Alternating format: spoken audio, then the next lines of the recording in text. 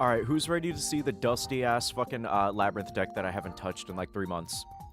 Oh my goodness! Is that Ivory Tower? You better believe it. Alright. Goodness gracious.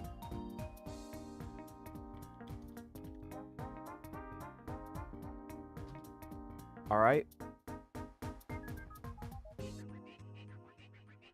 So, we haven't done Yu-Gi-Oh! In a long time.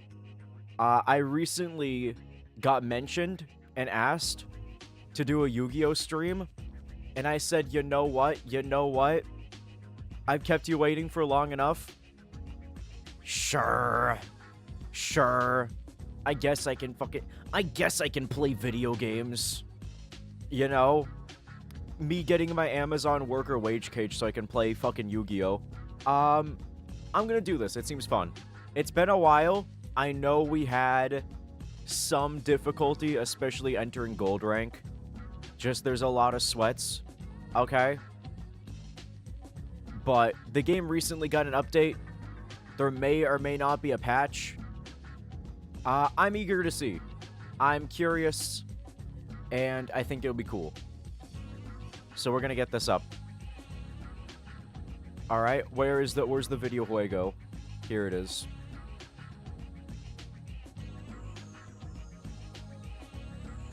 It's also... Hold on.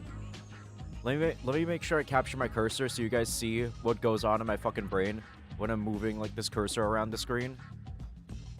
Oh, there we go. That looks fine, right? Oh, it's ruined. Never mind. Oh, it looked totally fine for 1 second, and then I ruined it instantly. Oh my god. Control-Z. That's good, right? Looks good to me. What are you doing here? Fix that damn green screen. Fix your green screen, boy! That looks good. Let me get it up for YouTube. YouTube, hello, YouTube. Hello, YouTube! Alright. And... now that that's up, I'm also gonna turn on my fucking AC. Don't worry, I have a good microphone. You're not gonna hear, like, really loud fucking AC fan noises, okay? It's just that it's really fucking hot, so let me do that real quick.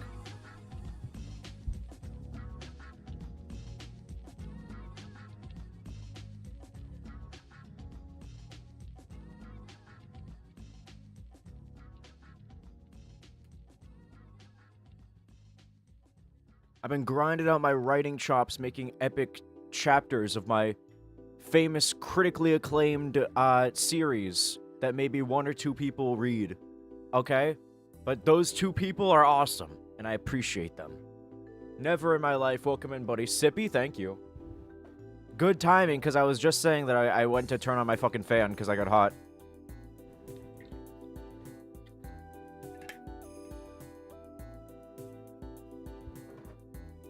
If you sit too long in front of a fucking computer, eventually, you'll burn yourself alive. I'm sure there's some kind of, like, wisdom in that. There's some kind of Sun Tzu bullshit in that.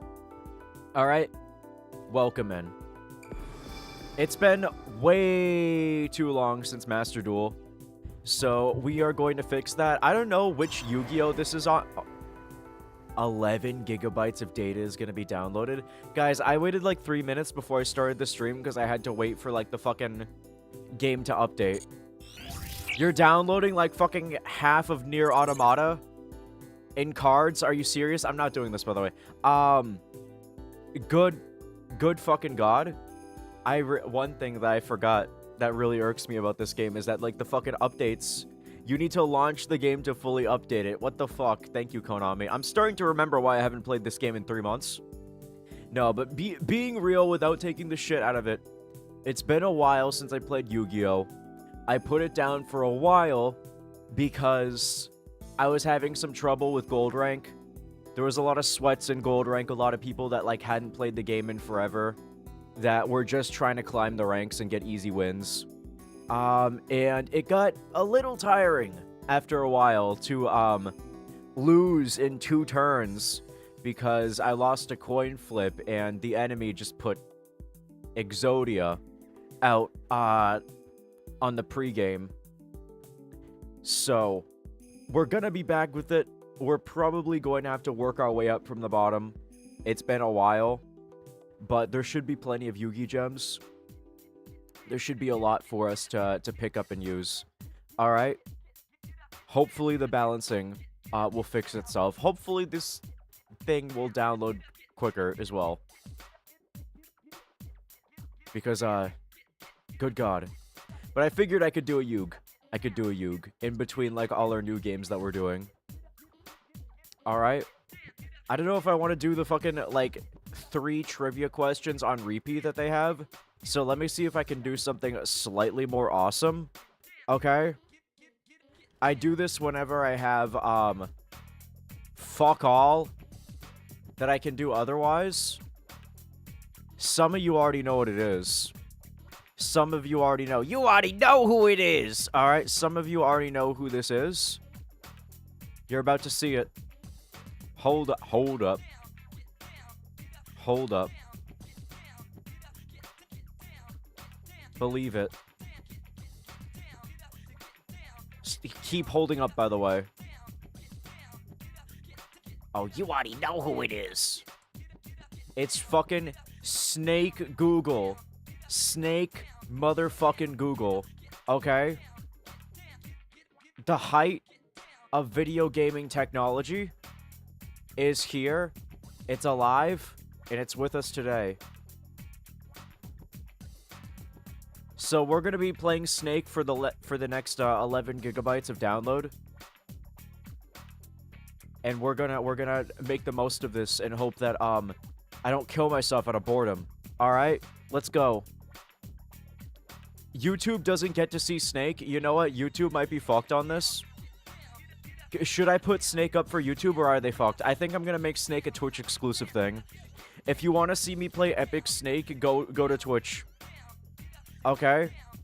You gotta leave some incentive. All right, here we go.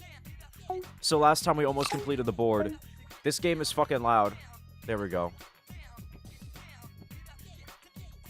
Not gonna lie, I do 2 hours of Snake. I think when GTA was first downloading, and I had to, like... I downloaded the whole game, and it took, like, fucking 3 hours before stream. And then when that version didn't work and I had to download the legacy version, because Rockstar just really likes making unoptimized games, okay, of their most popular series, I had to wait another 3 hours, and I played Snake in that time, and it was fucking awesome. Alright? I'm halfway tempted. Fuck. I tried too many cool tricks. I tried to do too many sick tricks. Alright? We're gonna do... Night mode. So retro Snake. 5 apple mode. Go. Alright? But my hubris done got to me. Okay? With that Snake. I remember in Zenless Zone Zero, part of the reason that I actually took the sponsorship for Zenless Zone Zero, and I did... Was it 1 or 2 streams I did of it? I forget. Was because Zenless Zone Zero has one of the best fucking Snake clones I've played. It's, like, really awesome and fun and cool. The only problem is it takes about 15 hours of playing a fucking gacha game to unlock. So fuck that. And we will do the better Snake instead. Or the more varied Snake. I wouldn't say Google Snake is my favorite Snake clone. As somebody who actually is terminally fucking unemployed, I've played a lot of these. I would say, however, Google has the most variation in their Snake clones just because they kept updating it after, like, years. But Zenless Zone Zero, for being a fucking gacha game, it has the best version of Snake. Zenless's fucking Snake... Zenless's Snake is the best version of Snake I've played. It's very fun. I like the online play of it. Everything about it is really, really cool and, like, addictive. And I kinda wanna... If I were to play Zenless Zone Zero again, it would probably be about like 6 hours of me just playing the Snake game. Because I was playing that game when it first came out. I actually got hyped about it. I saw like the really good animations, and as an animation nerd, I was all fucking over it. But when I got into the game, I quickly realized that MiHoYo's, like, drop rate of fucking giving you characters is dog shit in gachas. And they don't separate the weapon pool from, like, the actual characters that you want to collect. They just give you a bunch of shitty balls. And I was like, okay, this game was designed by Hitlerites. I'm going to instead play the really awesome Snake game that's super fun. And I would spend hours of my fucking day getting, like, the high score in, like, my region. And I'm not saying what my old account was, because one, I lost the password to it, and two, I think I may have used my real name for it, so can't do that, alright? Bro, ZZZ and Star Rail. Well, I'm gonna die, by the way, if I read that. Hold on. Bro, ZZZ, I'm really trying right now. Bro, ZZZ and Star Rail. Oh, wait, I'm kind of cracked. I want to read that, but I'm kind of cracked right now. Yo, fuck Yu-Gi-Oh! Fuck Yu-Gi-Oh! Snake is kind of way better. I know I said I'd do Yu-Gi-Oh!, but I don't even... One more. Bro, ZZZ and Star Rail would be such cool games if they weren't gacha. I get the idea. As somebody who likes gacha games, I like gacha games. I like good gacha games. Gacha games that, like, are nice and fair to the player. Like, I would say Uma Musume is good. I would say Sai Games' other gachas are good. World Flipper was good. That was like a little pinball gacha that had really unique characters, but like the gameplay was really cool. It was like arcade, little Kirby's Pinball Land type thing, but with gacha characters. It was fun and goofy, and you actually did like pinball your little waifus around. It was kind of hilarious. I miss it a lot. I'm sure there's private servers, but I don't think it's the same as playing a game as it's actively being updated. I would totally play that for stream, though. I'm very nostalgic for it. I say that as this game maybe got discontinued like 2 years ago. I'm nostalgic for something that came out 2 years ago. But that fucking counts, right? Oh my god. With, MiHoYo, I think they make good stories. I like the story of Zenless. I think the animation really carried it for me. I like some of the characters, like Nicole and, the Vash the Stampede looking guy. And, like, it's very obviously what they're aping, though. Like, the bootleg 2B is a little bit much. Ambi. But they're fun. And the gameplay was pretty alright. It was a little mindless. Like, I like hack and slashes, but it was no Devil May Cry. The enemies were kind of weak sauce, and there weren't that many combos you could do. Probably because it was designed for a fucking mobile device. But it was fun. And I would play more of it, if they let me play Snake for 8 hours a day and paid me to do so. Because that's fucking awesome. We're doing turnips now, and we will do desert theme. Curse of the Pharaoh, let's go. Oh, we're like backwards Snake now. Every time we eat something, we like go head ass. Okay. Story for both games are amazing, don't get me wrong. But I loathe gacha systems. That's fair. Because, and also that's like probably the right opinion to have. Because gambling fucking sucks. And is like awful. But, as somebody who really liked cracking open a pack of Pokemon cards when I was really young, I mean, I still kind of enjoy the idea of, oh, am I gonna get something good? Who am I gonna get? I like that. And I think there are good gacha games that are not super predatory. Like Pokemon Pocket is really good with like drop rates, and stuff like that too. Uma Musume is pretty nice. The current one that I play, Trick Cow Chibi Go, is very generous with its drop rates. It does... fuck. That was terrible. The double-headed snake is a mindfuck. But it's like 3% for like the top-rated SSR characters. You'll get them 3% of the time. There's about currently, I think maybe like 55 characters. It's like that. So it's very easy to collect who you want to get. And it's more of a character collector than anything. And I think that's what gachas should be. What I'm looking for in a gacha isn't to take out a fucking second mortgage on my house.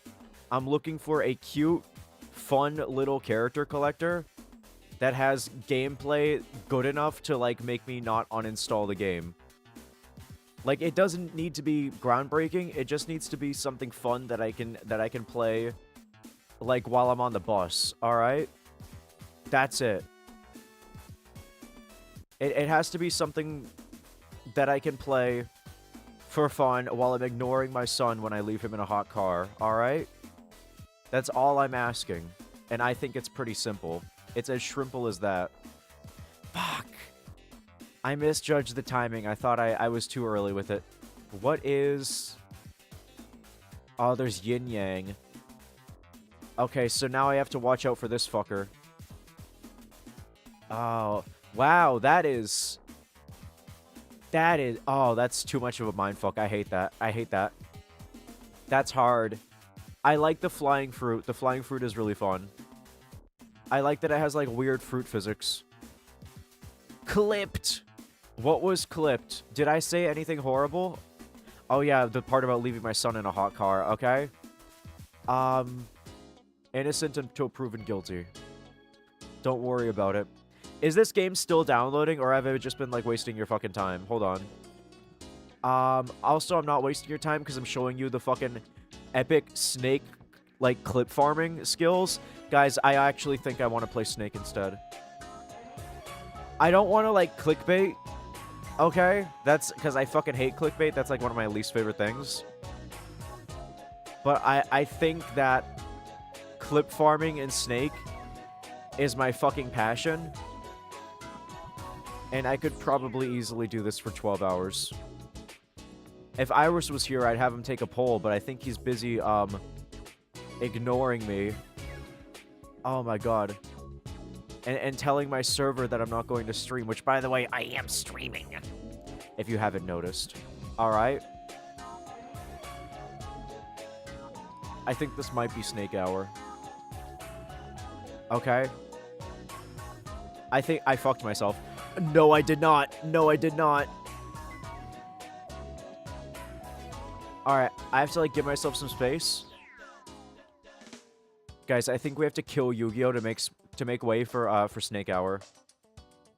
I think Snake Hour just ate Yu-Gi-Oh! On the time slot. On the Cartoon Network time slot, okay? Snake just became my fucking, like, Teen Titans Go. It's eating up every hour of every fucking day. Oh my god. I remember I stopped watching cartoons because of that. Oh my god. Let's fucking go, bro. Oh no, bro. Oh, fuck! I wasn't fast enough. Mr. Stark, I feel like shit. Oh my god, bombs? Can we do bombs? What do the bombs have for us, alright? Oh, that's just some realistic-ass fruit. Why are there, like, real eggplants? This is fucking diabolical, man. That snake be swallowing the eggplant emoji, alright? Holy shit.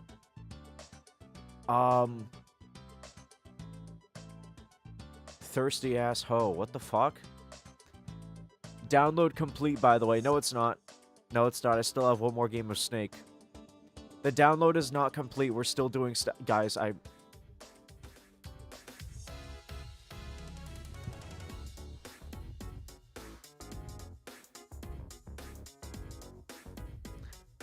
hold on. You don't see anything. Oh, fuck. Dude. Transform. Where's the game?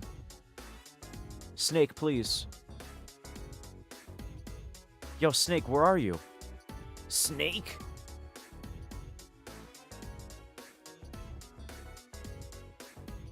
Yo. Where's the capture? I was gonna do, like, a whole thing where I sneakily put Snake on stream. and I play that instead. But I got fucking, yo, Potato, you came in just in time. The game finished downloading its extra bloatware. I was playing, like, Google Snake in the meantime to wait for it to download, and I was getting so cracked, I was about ready to shift, genres and, like, literally cancel Yu-Gi-Oh! So I could just do Google Snake, because I was pretty cracked at it.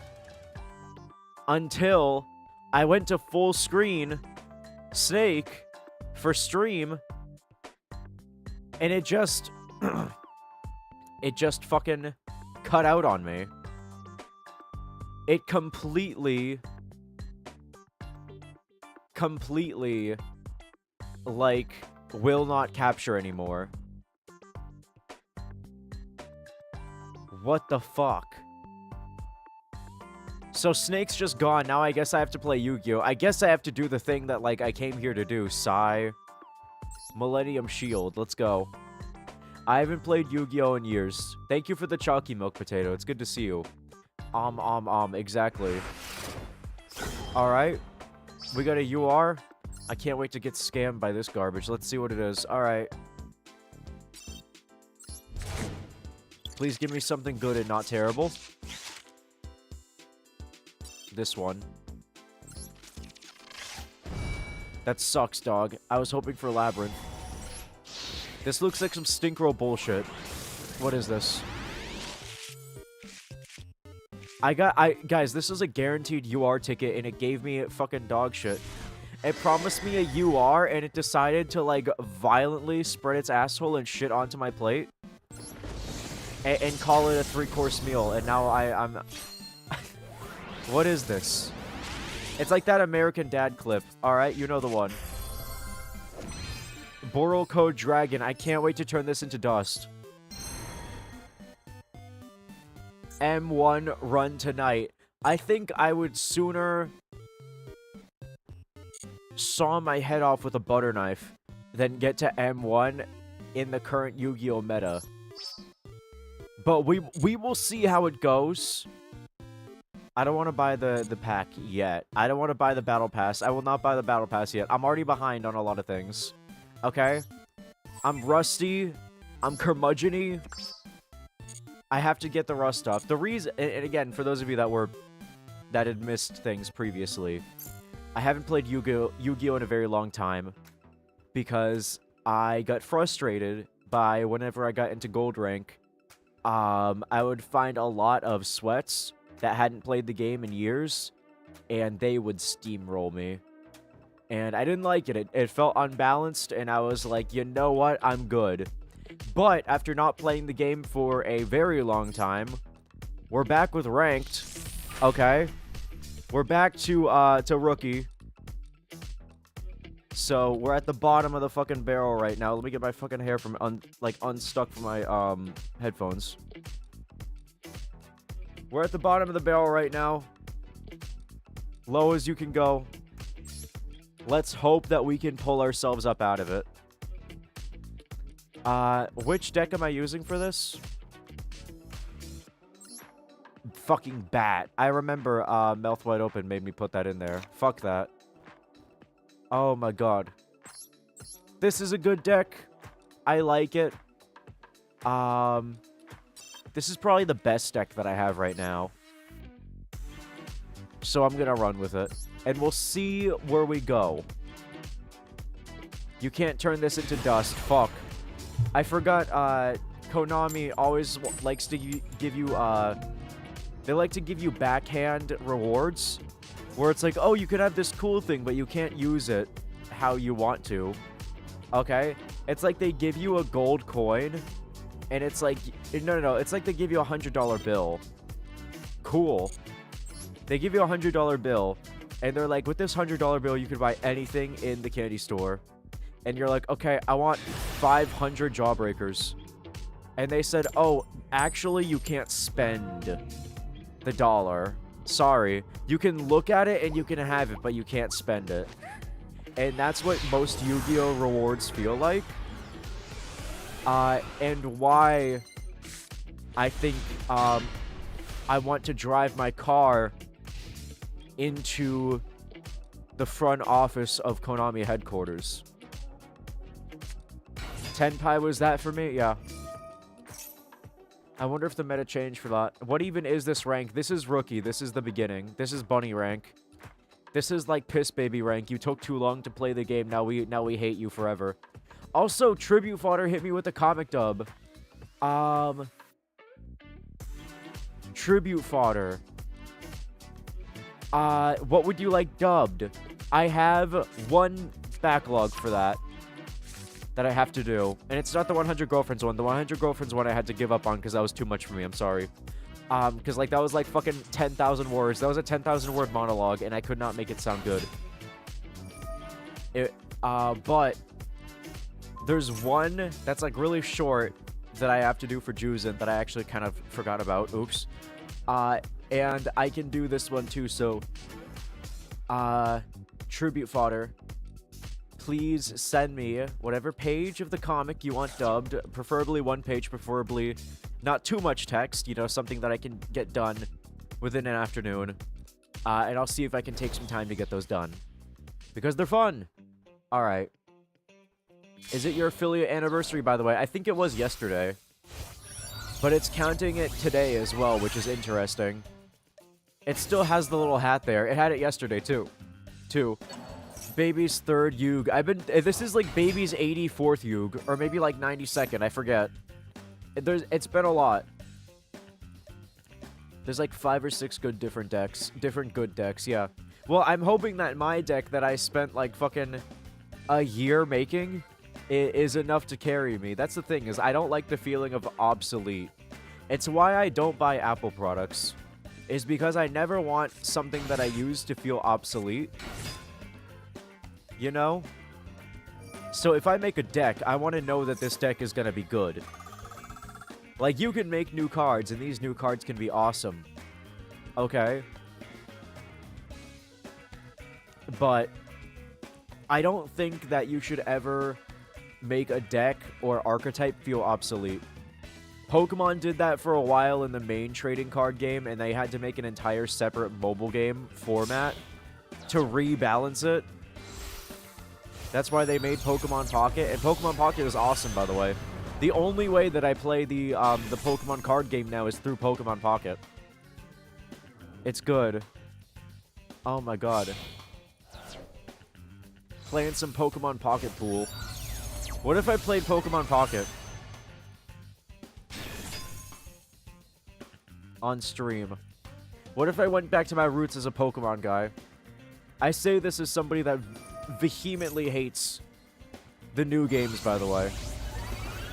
And most of what modern Pokemon has become. The spin-offs are good. But I saw that trailer for Gen 10, the newest one, and I was like, yo, everyone's praising this game because it has, like, fucking not at all good-looking water. It has water that's slightly more detailed than just blue. Than like a blue texture, and people are like, it looks so good. When, like, I'm not gonna lie, even the water in the new Pokemon trailer looks like dog shit. I am not at all excited. I have completely given up. The new Pokemon game looks like shit. It's just because it's marginally better than what you had recently. Just because the fucking just because, okay. I try not to be negative. I'm a positive Pete, okay? I'm not a negative Nancy. Alright? I try to be a positive Pete.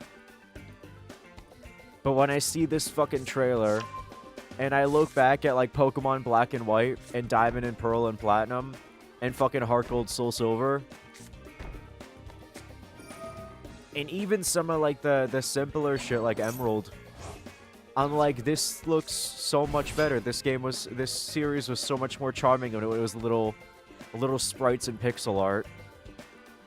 This looks like and it wasn't even that either, because they had spin-offs that looked really good in 3D, like fucking Battle Revolution, Coliseum, and Pokepark. Pokepark, I think, is like my favorite visual style for Pokemon. Which is literally, that was just like a fucking game where you play as like Pikachu, running around and meeting all your favorite Pokemon and like battling them and like running around and dodge rolling like Dark Souls.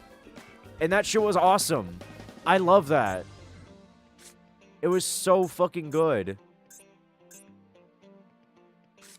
That was, like, hands down my favorite style for Pokemon was, like, Pokepark. 1 specifically, Pokepark 2 was also pretty good, but I feel like Pokepark 2 felt too clean. I like the sort of rough around the edges, almost like dreamlike feeling that Pokepark 1 had. Like, I'm surprised that those liminal aesthetic accounts that post, like, old 2000s games never talk about or post clips from Pokepark 1. Just look up Pokepark 1. It's good. Oh my god, baby's second Yoog. Yep. I noticed you're no longer the gayest man alive. You can only have 10 tags. Okay. And I had to make room. Also, that title was stolen by your mother. I'm sorry. Alright. I've been usurped. Hot Red Dragon? More like Hot Red bullshit. Get that off my stage. Bitch. Oh my god. Get out! Okay. You ever get hit with a red reboot or Jinzo yet? I think I got hit with Jinzo a couple times. And I wasn't even mad about that. Because at least it felt like semi-fair and like I could get around it. Like I think I found a way to beat a Jinzo once. I forget how, but I remember that I did. I haven't seen Red Reboot though. I don't know what that is. Pokopia when? Pokopia will be when somebody wants to spend $60 on a Nintendo game for me to play it. Because I'm not in a position right now.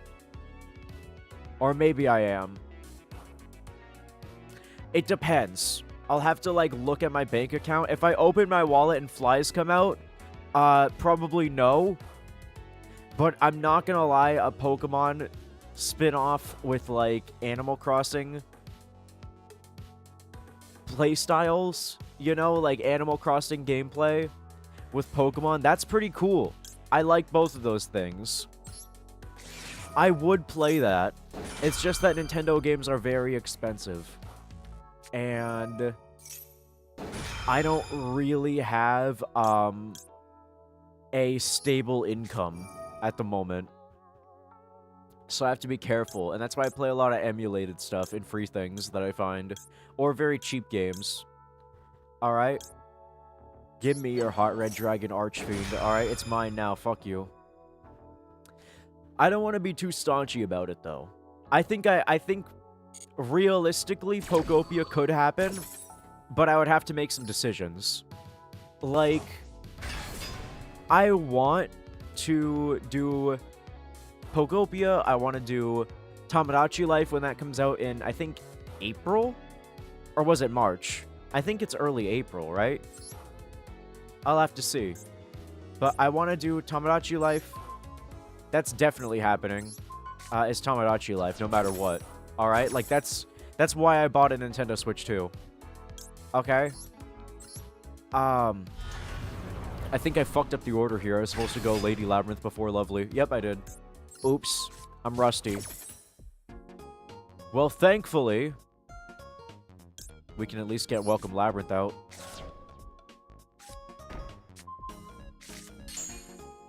This might be able to save me.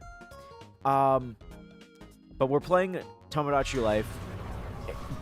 But because of that, I have to be careful what games I buy. Especially full-priced games, okay? Like, I'd love to play Silent Hill F. I'd love to play Resident Evil 9. I'd love to play Pokopia. But realistically, as of this time, I wouldn't be able to buy all of them. Because that's like, in some cases, like $150 for like those 3 games. Probably more. Because isn't like each of them like $70 now? It's a lot. So I'd have to, I'd be in a difficult position. I have to make choices now, basically, for the games that I play. I'd love to play everything, and I think I will go back to play everything eventually. Like, I know Silent Hill F has came and went when it comes to the public consciousness, But I haven't forgotten about it. I haven't seen a single thing about that game. I'm still spoiler-free. Because I intend to stream it eventually. Alright? I am so EP tired. Hopefully you can snooze to some relaxing and chill, lo-fi, mouth-breathing streamer plays Yu-Gi-Oh! The fucking 10,000-year-old unfrozen Homo erectus caveman plays cardboard card games. Bro, Minecraft shaders look better, Lamau. Then the new Pokemon. I'm a little bit of a player hater. Alright. I'm a little bit, just because I knew how good that series could be. And how good that series once was. I mean, take us back to the good old days, man. Take us back to Hey You Pikachu.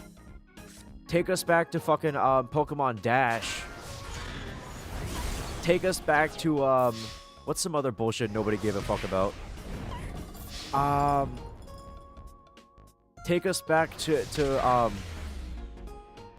Pokemon Burger King McDonald's toys that were a choking hazard to children, so they had to recall them. You know, the height of what Pokemon could be. Anyway, we're tier 1 now. That's basically Master Rank, right? Alright. $70 game is criminal. $70 for any Switch game is criminal. The Switch runs like a fucking Android phone from like 2020. Switch 2 is slightly better, but it's still basically like a fucking phone. It's a little bit better than a phone. I would say, personally, Switch games should not be more than $40. Switch games, if you want a standardized price for all Switch games, they're $40. $40 before tax. So probably like $45. Alright? Like after tax. But that sounds fair.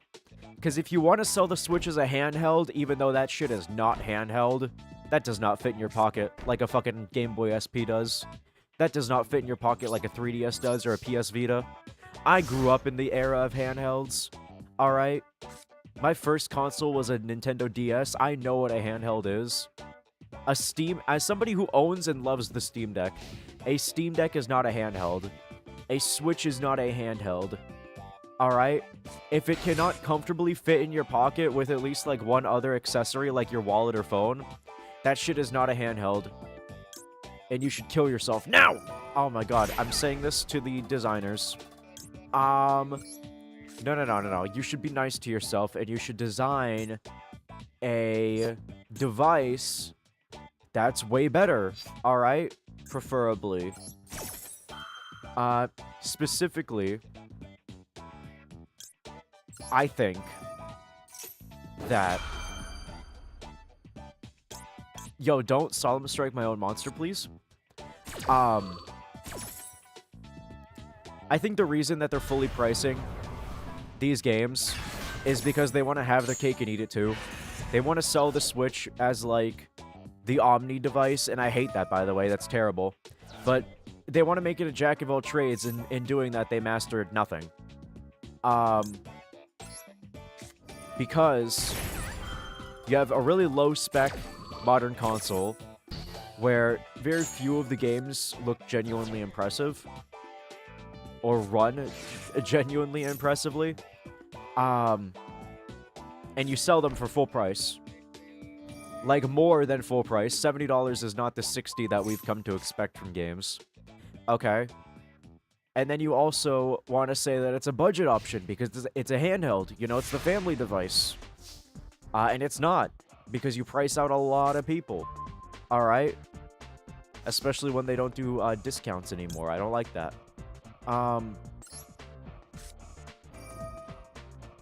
I really feel that a handheld, if Nintendo did an actual handheld again, I'd buy it in a second. Because I just put this motherfucker in attack mode. That was supposed to be defense. Oops. Oh, don't tribute, please. It's kind of hard to play. I used to be goated at playing and talking, but hold on.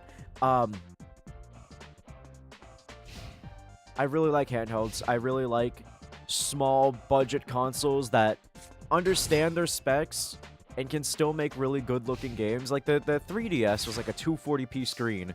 That shit was crunchy as fuck, but Kid Icarus and like Kirby, all those games look great on it. And it was nice. I want budget gaming to be a thing that comes back. Because I grew up on that, okay? I grew up on budget gaming. Gaming that was like, you play the handhelds because they're cheaper. You can take them anywhere, you know? And you get them secondhand. And it's great. And then when you have family over, you got friends, alright? Yo, turn... No, I meant to turn you over. I meant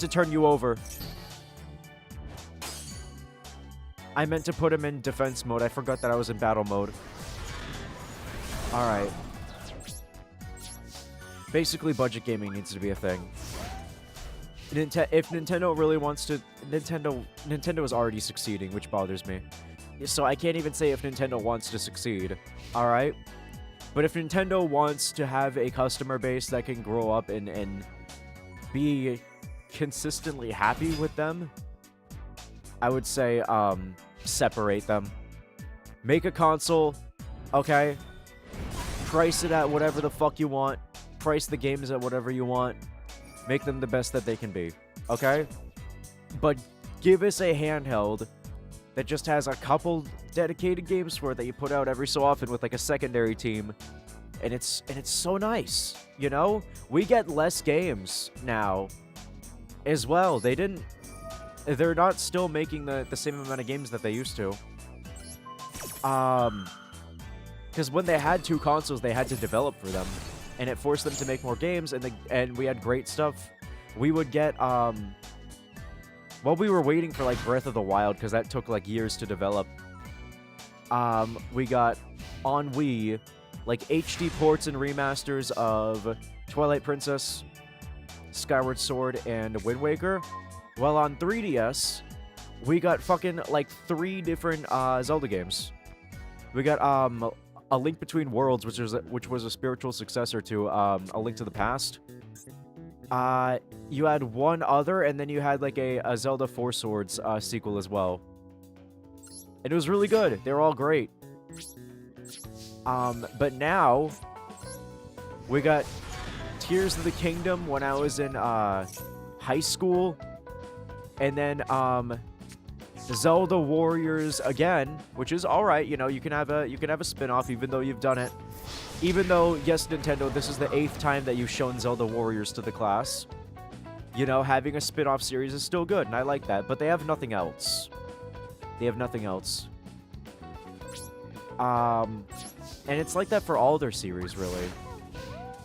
It's like, instead of getting, multiple games and genres and little spin-offs of their titles, they'll be like, here's the console, here's Mario Switch 1, here's Mario Switch 2, this.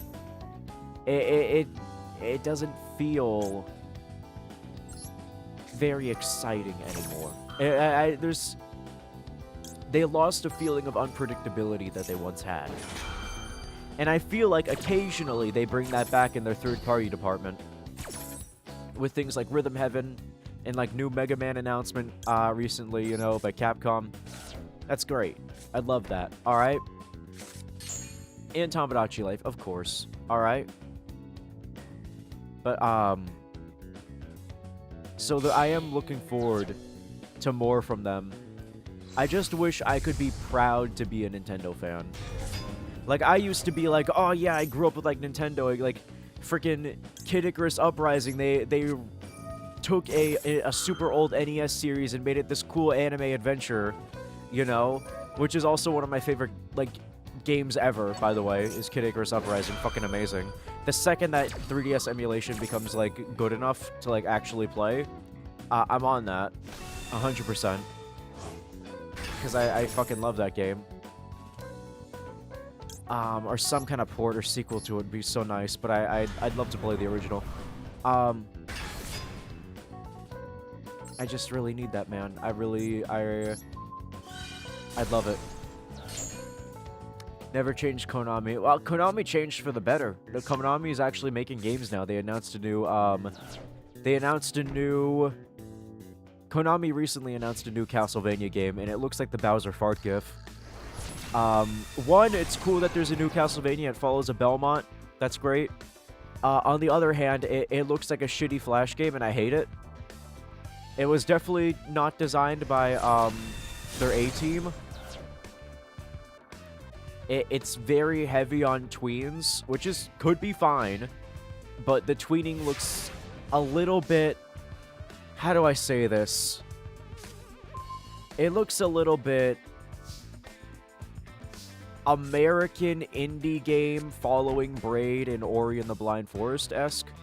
Not that there's anything wrong with those two games. It just looks like... It's like this... It's American 2015 indie game style, okay? With like a very heavy tweens, very overblown, oversaturated, overshadowed, like muddy coloring, and assets that look like this is a game instead of this is a world that you're passing through and experiencing. All right? Like with the pixel art Castlevanias and stuff, it was very cohesive. Even with like the 3DS or like the 3DS games and the console games like Lords of Shadow, they had a cohesive style. Whereas this tween game, it looks like they almost took like default Unity assets of like spikes.jpg, buzzsaw.jpg. Like it looks. Some of the level design looks like a fucking Super Meat Boy level. Like, it's like you're playing fucking Hollow Knight instead of, like, a Castlevania game. It does not look appealing from a visual level. And visuals are a pretty big thing in Castlevania. Alright? That gothic aesthetic is very important to the identity. And, they took it, they took my request to make a really fun and cool game that everyone could enjoy. And they decided to fuck me in the face. And because of that, new Castlevania game, great. Just please give it an option to have, like, a pixel art filter, even if it's, like, one of those so retro fucking, like, Mixels pixel art filters. I don't care if it's ugly as sin. Just please let me not have to see American indie slop on my fucking timeline, or I will hurt you physically. Alright? That's way above my $0 budget. Factual. Never spend more than 20 bucks for a game. This is true. That's true. That was, what was that, Monkey Island? The, like, secret, point-and-click adventure game? The secret ending of that? I remember that. Scream and Fart compilation. Yes, pay for the Scream and Fart compilation, alright, instead. Casually losing, bro. I'm holding my own. He has 2,000, I have 330. I'm fine. I'm about to whoop his ass. Check it. I have lethal. I have lethal, peeps. Alright. Believe it. You negated nothing. I didn't need to. I just won. Alright. Because I'm goated. Rookie red rank 1 and it's red Archfiend. Do you see why I haven't played this game in 6 months? Do you see why I put this game down in for 3 months? It was because of rookie red Archfiend in rank 1. Alright? I think you fell for the bait. What bait? I was too busy mauling over Nintendo to understand if I was getting railed there. I won. The PS5 still has no games. This is true. I mean, Stitcher, even though it got shut down, still works, and it's swimming on the web. Fuck yeah, I love swimming. I haven't gone swimming in so fucking long. I love some fucking swimming. Oh my god, man. Bro, the Sneeze Castlevania games had such good sprite work. They did. Castlevania 4 looks fucking amazing. And Rondo of Blood. It is fucking awesome on the Genesis. But yeah. Yeah, that was Money Island, Lamau. It was Monkey Island, but yeah, Money Island is great. Yo, take me to Money Island instead. Oh my god. Was bro running just straight blue eyes? I think he was. How people with blue eyes be staring at you. Alright. What animations does this girl have? This is a new waifu. I haven't seen this waifu before. This is IP Masquerena, but like I haven't seen like the fucking like little freak animations you can make her do. That's cool. They didn't like make her a desk pet yet. Now they do. I still like my fucking Dragon Maid better. Yo, will you take your turn before I die of old age and colitis? Alright, thank you.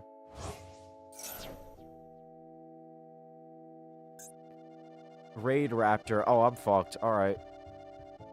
I have a friend in person that plays Raid Raptor. And it's abysmal. I think they ripped through every single runic card that I had, all 2 of them in this deck. But those are like my trump cards, and they just completely obliterated them. So we'll see how this goes. We got Daruma. We do have Daruma cannons, which is nice. Raid stand-up sprites is devious shit. This is a devious lick, alright? Licks my opponent on the face. Alright. Devious lick. What is this? Raid Raptor Avenge Fuzzy in Tribute. That's kind of disgusting. Alright? That's fucking putrid.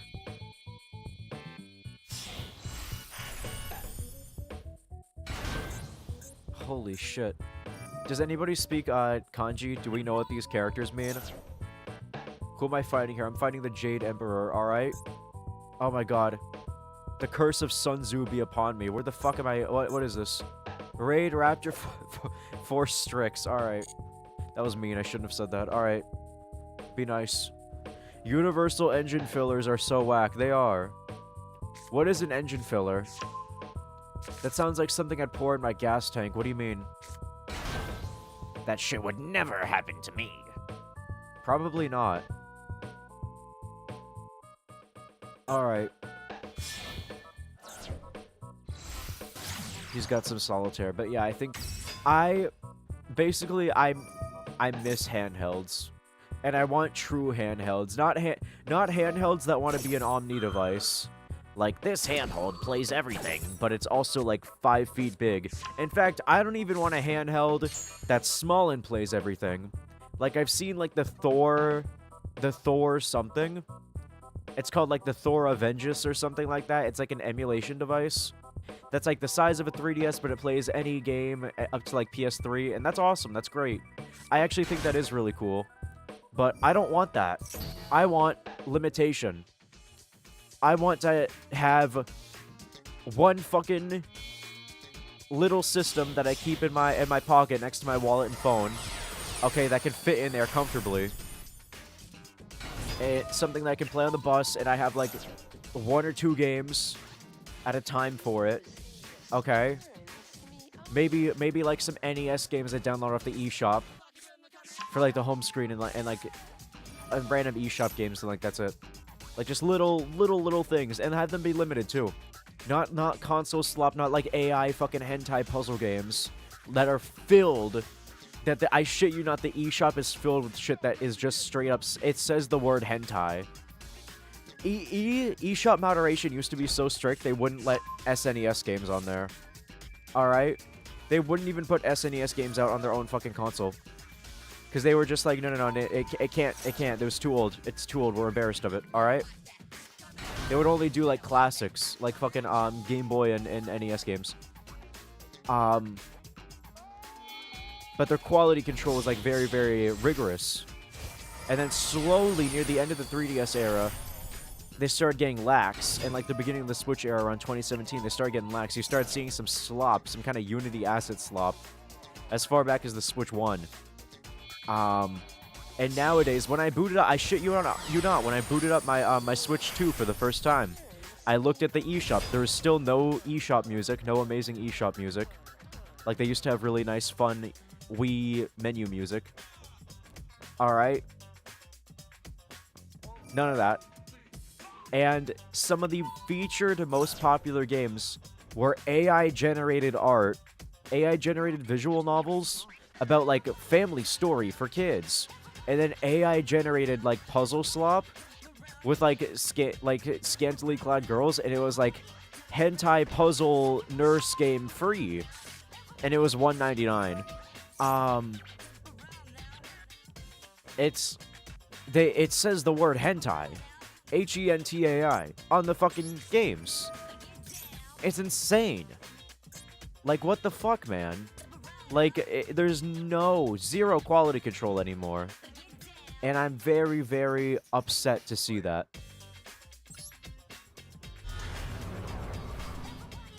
It's fucked. Alright. I think Nintendo needs a new president. Which, whoever they got after Iwata passed has been fucking the company hard. And they need somebody that, like, has half the sauce that Iwata had. Alright? Oh my god. Because we are in dire straits as Nintendo fans.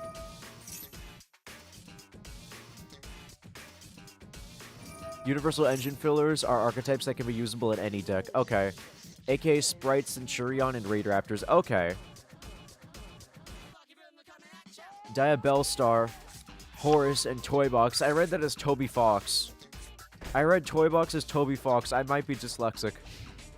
They're honorable mentions. Okay. I think this is pure raid. I haven't seen this before. I think Kaiju's Loki and Engine. I think you might be out of your goddamn mind. Kaiju is something that you specifically do to inflict pain on another person and bother them for maybe 2 or 3 turns.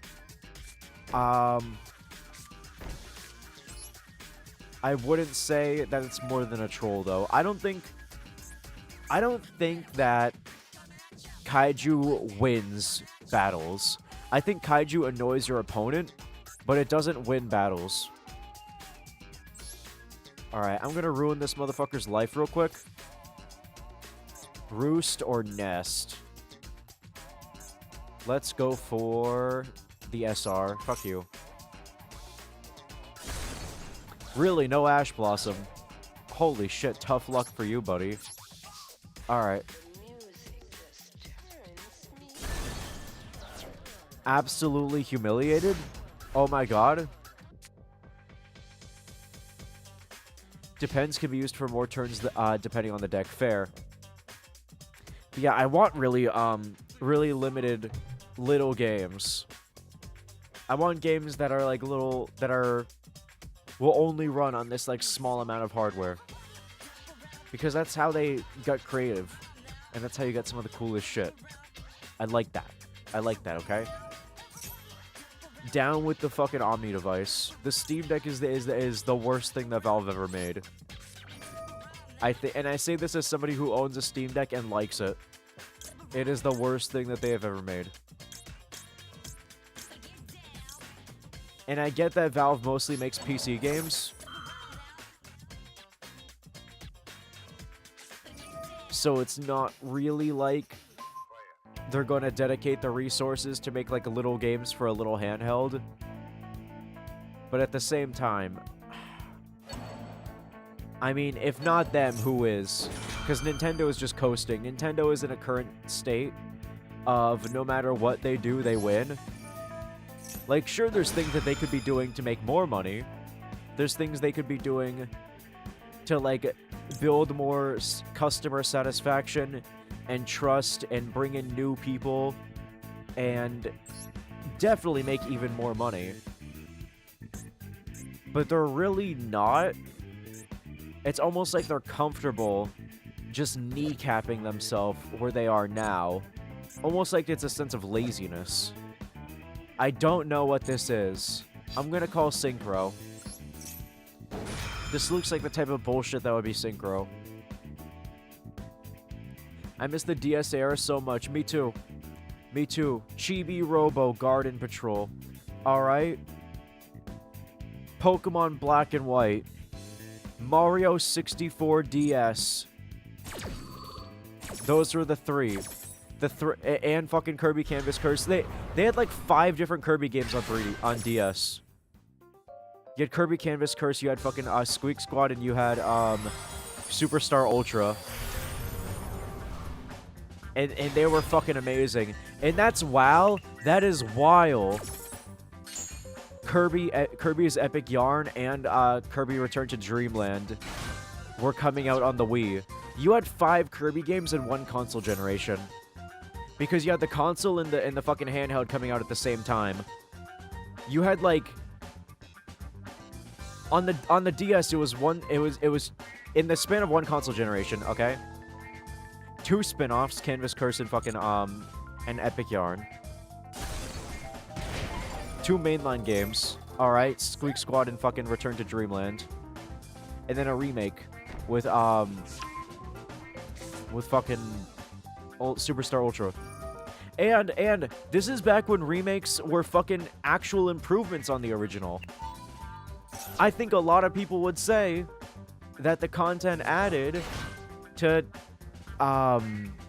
Superstar Ultra on DS makes it the superior experience to Superstar on Super Nintendo. And I love the Super Nintendo Kirby games, alright? But if I want to play Superstar, I always go to Superstar Ultra. It has more stuff in it. The graphics in art direction, I think are better. I think the graphics are better not just because it looks newer, but because the art direction looks a little bit more cohesive. Alright? And I think it's more appealing that way. I feel like the Super Nintendo version looked way too saturated. Alright? And it kind of hurt to look at times. Whereas the DS one is like much easier on the eyes. It looks nice. It's a little softer. And there's that. I also like Mario 64 DS better. I do agree the analog control being gone that's a tough pill to swallow, but you have 4 characters to control. You have new stars. The fucking visual design and art direction again looks so good. Like original Mario 64, like that's a good looking game, that's fine, but like even though it's very early, okay? But it feels like the new areas that they added in the DS version look really nice. And the improvements in the graphics aren't just like trying to add more pixels and texture to things. It's like actually improving the original art direction. It's making things softer on the eyes. It feels like back in the day, that's when remakes were like actually, they made sense to happen. Nowadays, it doesn't make sense to remake a game that's like more than 10 years old. Like it doesn't make sense to remake a game that came out in like past 2005, really. Because like, yeah, you could make it better, but at the same time, like by that time, everybody was able to make what they wanted to make. There were the hardware limitations there were still limitations, but like you weren't like limited to like only 4 colors per sprite like the NES, alright? Like the chains were off. There's no excuse. If you want to remake something from like the 80s and 90s, yeah, that's fine. But I mean, I really don't think there's any reason for remakes anymore. I just don't see it. I just don't see it.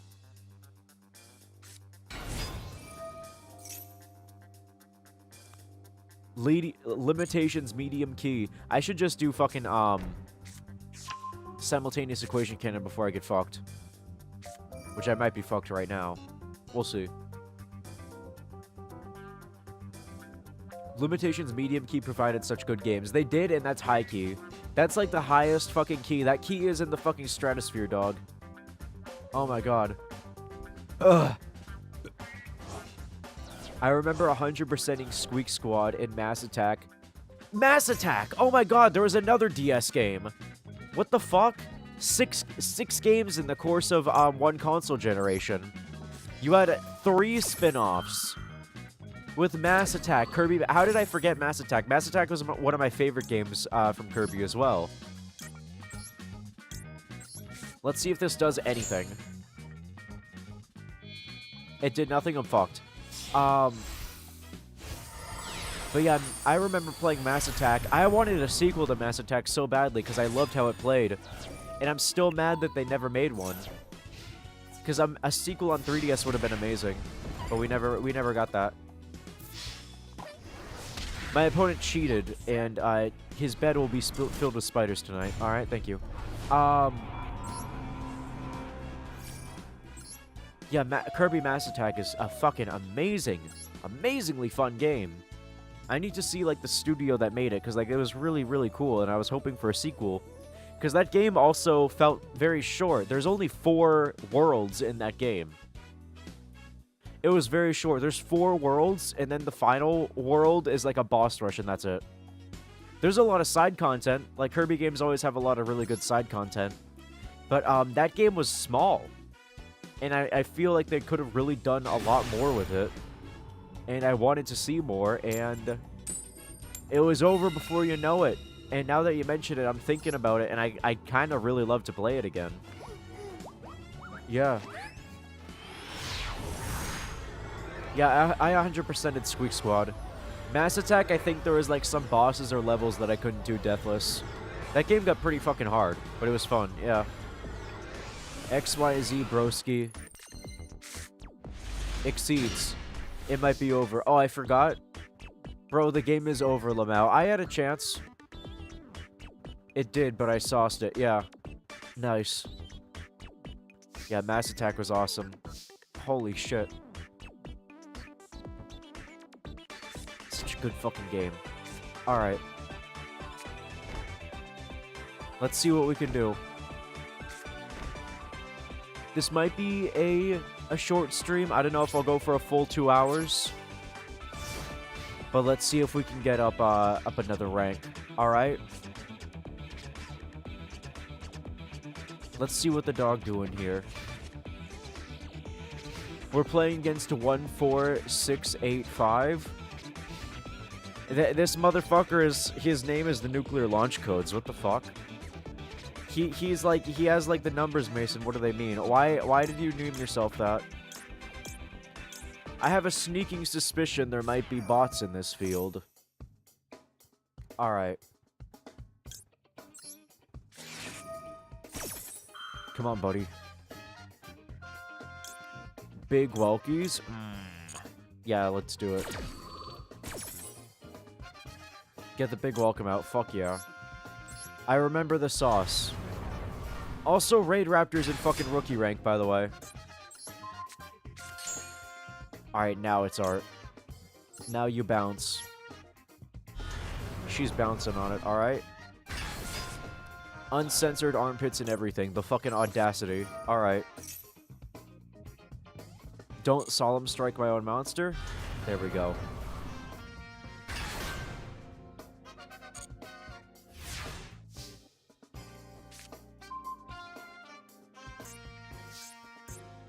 Alright.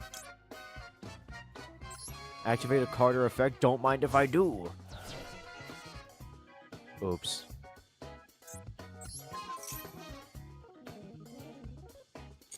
Fuck. Okay, I did that to myself, which was unfortunate. Destroy 1 card in your opponent's hand. Never mind, it was totally intentional. I'm destroying my opponent's hand. Holy shit. Oh my god. I'm ruining this motherfucker. I'm ruined. Okay, I'm back from being in a state between alive and asleep. That's fair. I also don't know how long I'm going to be playing Yoog. I think I usually try to stream for as long as I can be entertaining for, but, like, not gonna lie, the bots are kind of... Ugh. We'll see. I'm liking it, though. I'm getting in my flow state. Guy who's getting in his flow state. Alright. I'm getting in my flow state. Starts pissing. Nice flow. Oh my god. Konami could introduce learning AI to ranked and no one would be wiser. I'm pretty sure everybody that plays any sort of Raid Raptors deck already had their brain replaced with a fucking ChatGPT chip. Same for Kashtira as well. and Yubel, and Dark Magician, and Blue Eyes, and anything that I don't like. But yes. And Fluanderies. Bro, what is this board? Check that graveyard. What's with the graveyard? Beckoned by the World Chalice. That's like, this is Baby's first deck. This is Slappa. I can kill this guy by breathing on him. Hold on.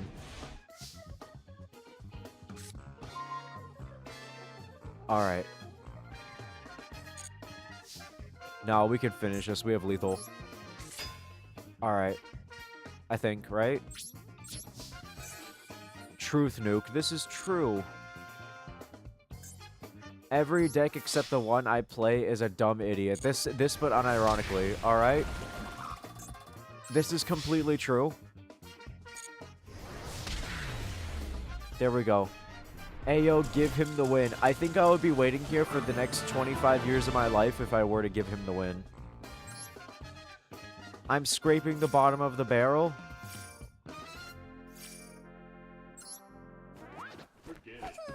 Because I got completely evaporated by that Raid Raptors deck. And I think the balancing would be better if, instead of deciding your balancing based on how many wins or losses you have, this is one use of, like, AI that I think would be good, and it's not generative AI, it's a learning AI. It would be analyze the plays that each player makes, and then it'd be like, oh, you can do this, this, and this in just one turn with your deck. Let me match you up against players that can do equal to the amount of tricks that you do. Alright? So that way, if you have people filling their board in one turn, alright, it's like, okay, put you against people that also fill their board in, like, one turn. And see if they use, like, this set of cards, this archetype. Though, not gonna lie, having any kind of AI model like that in the game would take up a shit ton of fucking resources and probably wouldn't be worth it when we already have, a matchmaking system that is equally dog shit to what that would probably end up being anyway. Alright. Damn. Tribute summon Lady Trust. Fuck that. Make it a point-based system or something like that. That's kind of what it is with, like, wins and losses, but yeah. You get points based on how well you played, your cards or hands. Alright, okay. We already do have a point-based... Yeah, exactly. The point-based system is wins and losses. Alright, Dimensional Barrier, Resonator, Call. This is a new card. Add one Resonator to your hand. Is that, like, Synchro? Because if so, fuck yourself. Alright. I'm calling it.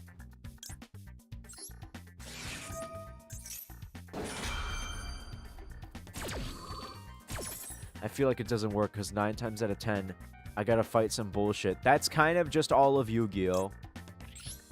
That's kind of just this entire, like, video juego. It's rated duels. What are rated duels? Wait, is that different? At first I read that as rush duels. Are rated duels a different thing? Rated D for duels. Alright. What are we doing? Have we lost the plot? What's up? Yo, we're fighting against Yu-Gi-Oh! Right now. Oh my god. Come on, buddy. Get my lady out there. I could have Solemn Judgmented. I did not. I could have. And I still might. We'll see.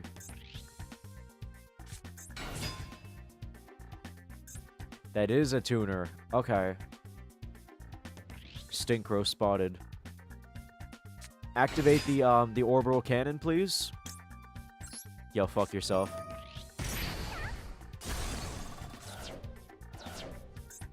Wrenched. Wrench thrown into his plan. Wrench thrown at his skull. Didn't hand traps get hit recently, did they? Because I do not have an ear to the ground when it comes to the meta. I usually get my meta knowledge from you guys telling me. Rated duels can only be accessed through reaching Master 1, which is the highest rank. On you... Okay, so I thought that, like, once you got to Master Rank 1, that was it. Are you telling me there's more? Because the goal of this channel was originally to get to Master Rank 1. Because I thought that that was the end of the game. I thought that's, like, what made you the best Yugi player ever. On you go to Rated, it turns into a point-based system. What? You're telling me there's an entire fucking, like, game behind this game? The new meta is Time Wizard. This is not fucking 2002. Are you sure? I thought Time Wizard was meta in, like, the first anime. Activate Gary.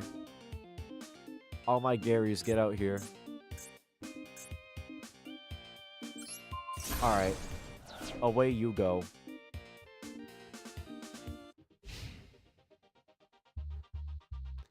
Technically, yes, but rated duels are more so just for fun anyways. Okay. Yeah, I've heard Max C was hit or something. Ooh. Remember? Yo, am I fucking infallible? Because remember what I always said, Max C is dog shit. It's not worth it. And guess what? Max C turns out to be dog shit. Apollo in the Gift of Prophecy strikes again. Alright.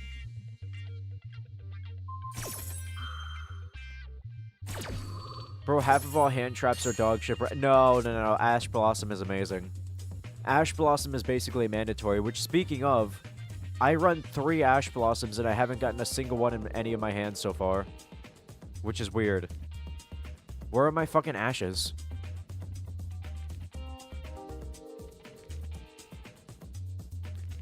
Because Charmy or something, I don't know.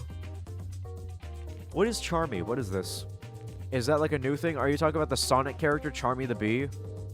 Which, by the way, I've never wanted to kill a Sonic character more than I have Charmy the Bee.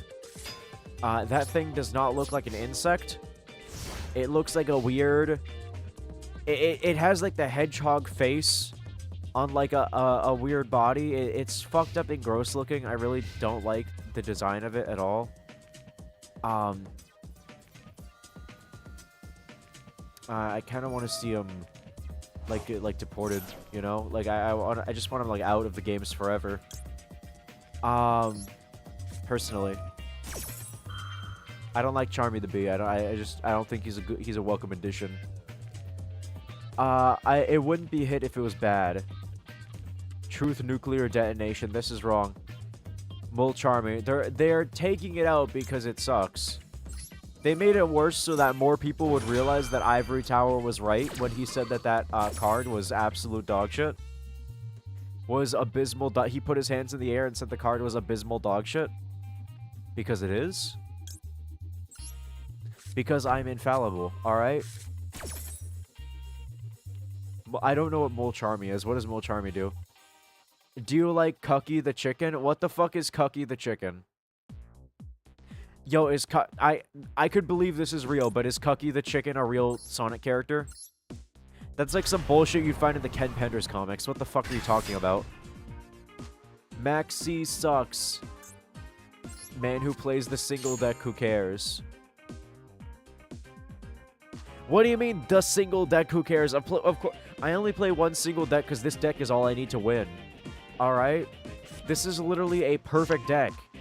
It's Runic, it's fucking Labyrinth, it's everything else that I like. It's fucking, Floodgates. It's got everything. It is a perfectly balanced deck. Who doesn't care? I'm tired. No, that's fair. No, I do care. Okay. I do care. I know what I'm doing, okay?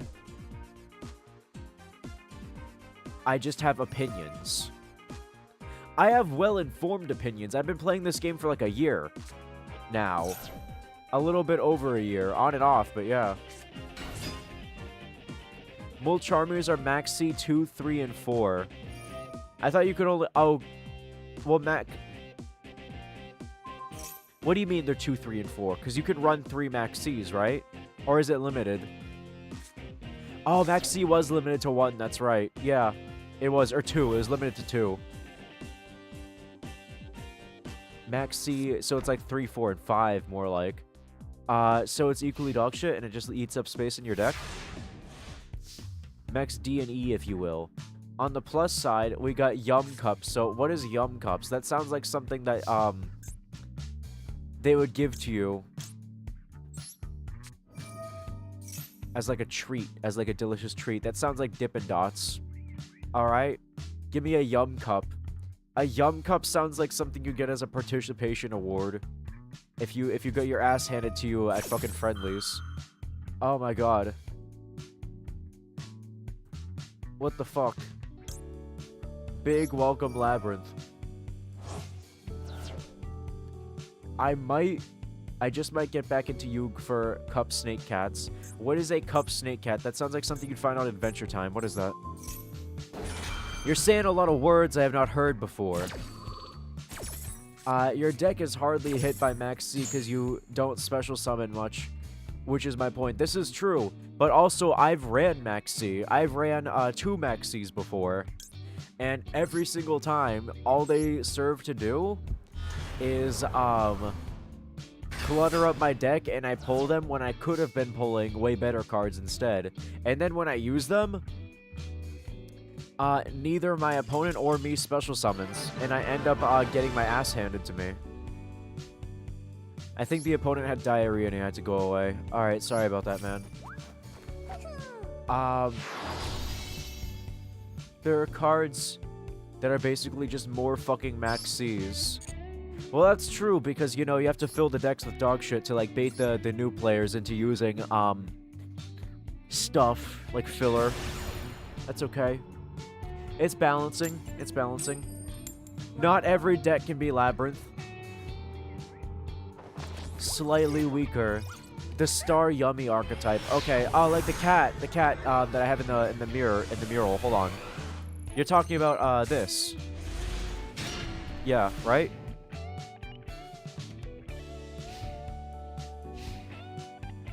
I don't know what they do, but they look cool. I like them, yeah.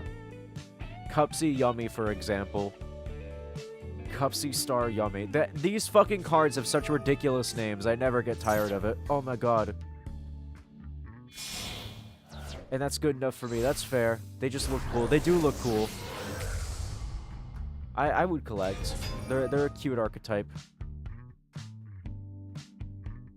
That's why my 3 decks are Bugs, Pearly, and Flu. Fair. What if I told you Star Yummy was a top 1 deck for a while? I don't know if it still is. Really? Should I run it? Should I abandon my fucking 80% complete Sky Strikers deck? And go for that instead of... Which, by the way, how fucked has Sky Strikers become recently? I was putting my stocks in it and built like an 80% complete, like, tier 1 Sky Strikers deck. Because I saw that it got an anime episode and I thought it was going to be amazing forever. Oh, that's a really cute Dragon Maid card. That's one of the new Dragon Maids, isn't it? Oh, she's pretty. I like her. I wish you could see her at more than like 60p resolution. What is this, a card for ants? Alright. That guy, I love Yummies. Dragon Maid player, point and laugh. No, you show some fucking respect, okay? I love the Dragon Maid cards, even if they are utter dog shit that do not work on their own. They're a very fun pet deck. Okay. I love the Yummies. I also don't know what they are. They're just silly. Spellcaster spotted, yeah. It was crazy at one point. But that was years ago, I believe. Tiger wrist game resolution, actually, yes. Half-bit, quarter-bit, the wrist game. Alright, type resolution. Quarter-bit resolution. 1/8 bit resolution. I still have that fucking, like, 64 bits. Like, AVGN thing that plays in my mind every so often. Oh my god, I'm gonna end you, by the way. Hieratic Seal, bye. Oh my god. They really thought. Blood really thought he had something there. Alright. Spirit with Eyes of Blue player, point and left. Every time. Blue Eyes players are a fucking humiliation ritual. Alright? This guy's doing Dragon Slop. Dragon Slop is only good if it's Dragon Maid. Like, I'm embarrassed of the Dragon Maid deck that I have right now. Because it's a good deck. It's a good Dragon Maid deck. But it's not Dragon Maid. It's mostly other dragons that just happens to have Dragon Maid in it. I wish that Dragon Maids were good enough to carry on their own. But when you have to rely on like a shit ton of other dragons, it's like, am I really playing Dragon Maids? And that's why I don't really play the Dragon Maid deck as often. I have to reorganize that deck at some point. I have to find a way to make like a pure Dragon Maids deck that like works. Alright? And I don't know if I have to like add maybe some traps, maybe do a half Dragon Maid, half like Runic or Labyrinth thing with it. We'll have to see. I could probably pull something from the grave with Ice Dragon's Prison here. Do they have something in the grave? They definitely do it. They're doing Dragon Maids, so yeah. Harpies would go hard here. I am completely unprotected.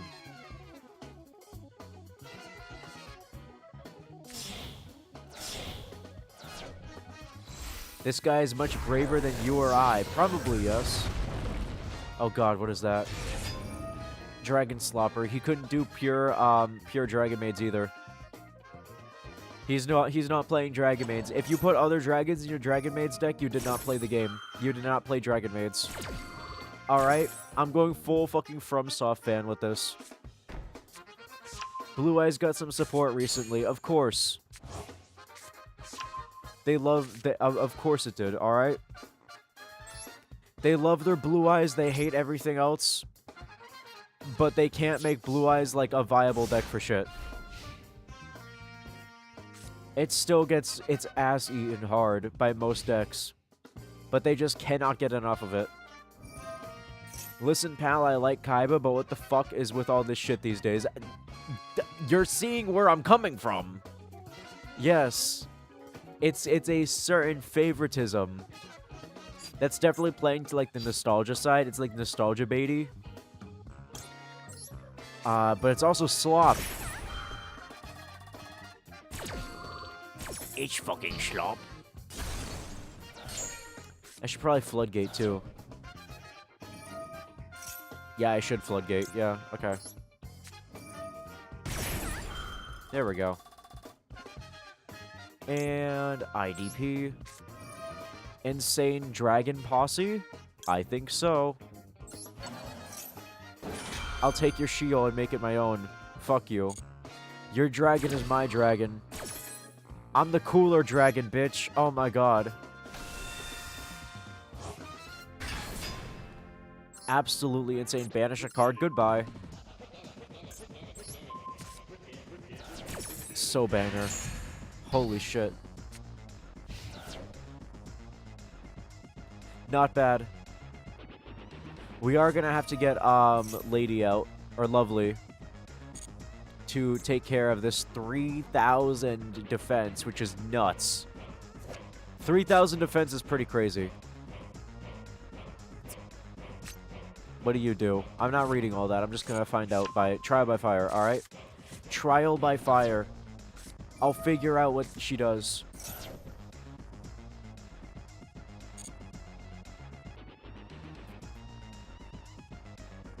I would love to have a control deck someday. I would love control. You sound like a control freak. Alright, what is control? What does control do?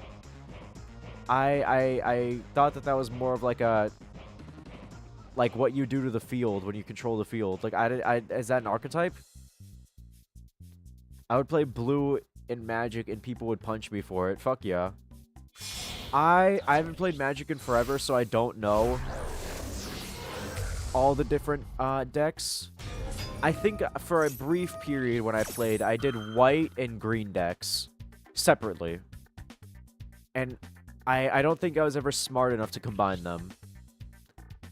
I saw some friends that did like a lot of cool like white and black decks, and like green and or not green and blue, green and red decks.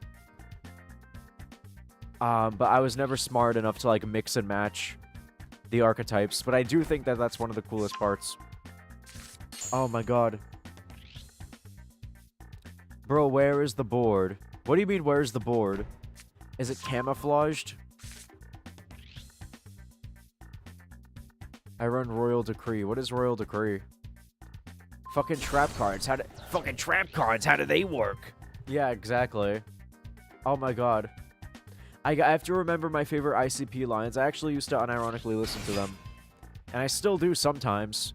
I think Juggalo Island is a really funny fucking song that's hilarious. As hilarious as it is good. It's unironically like fun music to listen to. But it's very cheesy, but like it's just enjoyable. Like Juggalo Island, I like the fucking comedic nature of a lot of the music. Juggalo Island and What is a Juggalo are two very funny songs. They're fun. I fucking hate you so much. Oh my god. Blood curse upon your family. Alright? Mr. Korean man. Fuck you. I take it back. I take it back. I take it back. I take it back. I take it back. I take it back. I'm sorry. I'm sorry. I'm sorry. I take it back. I take it back. I'm sorry, Mr. Korean man. I'm sorry. I take it back. I take it back. No curses. No. Was that... Did you guys get that on mic? Or did I just look schizophrenic? The second that... The fuck? The second that I said the word blood curse, I just heard like a huge fucking clap of thunder. Like loud and sudden, too. I really hope that that came through on the mic. I heard a bang. That was thunder. Like something falling over. That was thunder. That was thunder outside. That wasn't something falling over because it was like low and rumbly.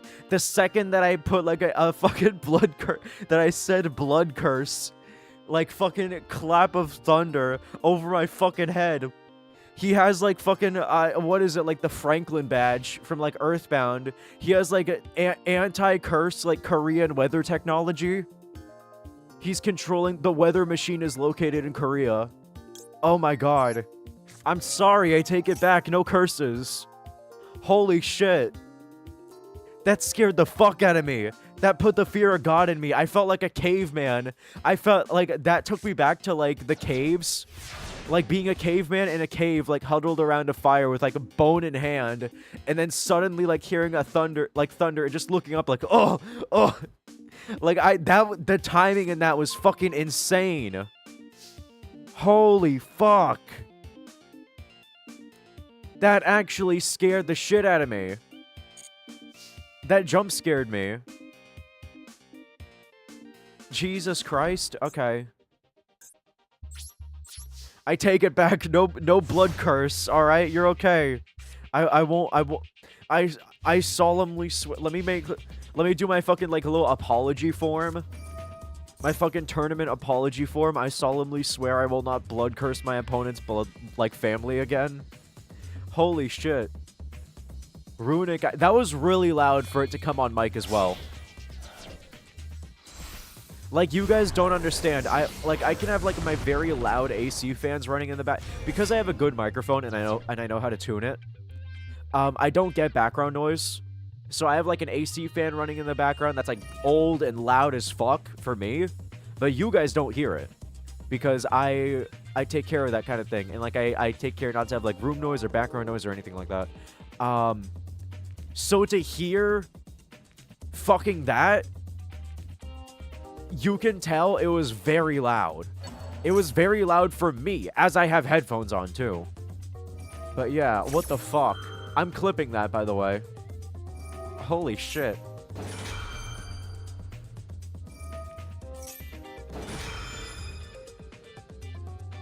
Oh my god. At least your room is cool, dog. Yeah? I mean, yeah. I mean, all I have is a shitty AC conditioner. It's not very impressive, but it works. Oh my god. I do remember I've had this thing running for a while now. It breaks down occasionally, and when it does during like summer months and stuff, while I'm waiting for a repair guy to come over, I'll do the old fucking like cartoon like ice pack trick, where I take ice and I like tape it in like I put ice in a bag. I don't know if this works, by the way, but I do it anyway. I put ice in like a little plastic bag and I tape it to like a fucking standing fan, and I like put that like 5 inches away from me, and it's like, yo, this is doing nothing, but I can pretend at least that it's working, right? Until I get it fixed. But I've had this AC for about 6 years now. Ugh. And it's not built to last for that long. And you can tell. Oh my god. Faster and better. What's faster and better? Control decks are like Labyrinth, where you just stop your opponent from playing. That is funny, but sounds annoying to play against.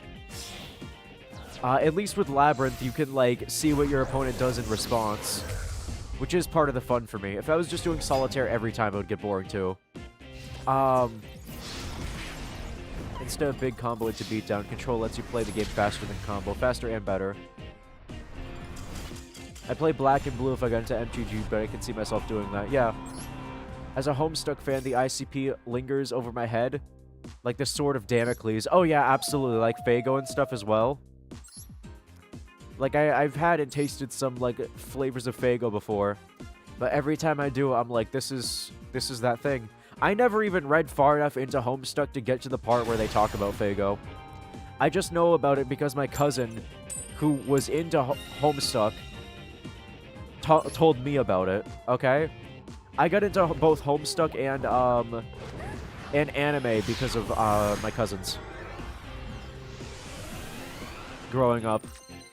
Because they were teenagers by the time that, like, I was, like, a pretty young kid. So I was learning about, like, Soul Eater and, like, Black Butler and, like, some of, like, the prime, like, 2000s anime. While I was in, like, 5th grade, like, 4th or 5th grade. Like, I was really young. But I think that's, like, how I sort of grew up. Almost with like a semi like millennial childhood, because a lot of my cousins and family members are millennial, whereas like I'm slightly younger by like by a number of years. So even though I am a little on the younger side, I grew up very much so with things that were like generations older. And I think that's good. I worry about people nowadays with the smartphones and digital age, that they're gonna grow up with just YouTube and not like VHSs of like Disney's Robin Hood and fucking Snow White and stuff like I did as well. And like Aladdin and like there's a lot of really cool old VHSs and movies and stuff that you ordinarily wouldn't see unless it's the only thing that you had, you know? And I think that's important. I think you gotta have limitations. If you have everything at your fingertips, it's gonna be choice paralysis forever. And you're only ever gonna see the modern stuff because so many things are coming out constantly. What was that? That was Big Welcome, so we're gonna do regular lady. If so many things are coming out constantly and you have access to like all the newest stuff, you're only ever going to see the new stuff. You're not going to be able to like grow up with the older stuff. And you gotta have both. You have to have both. That's what makes you worldly as a person. That's what gives you a soul. Alright? Placebo working like crazy. You are losing to dragons. I won that one, by the way. You just lost to Dragon's Blood, did I? I think the 1,000-year blood curse that I quickly had to redact took precedent over that. I'm pretty sure if we didn't come to some kind of agreement, I was about to get struck by lightning live on stream. Like I was about to get actually fucking like I was about to get D&D fucking smited. Holy shit. Oh my god.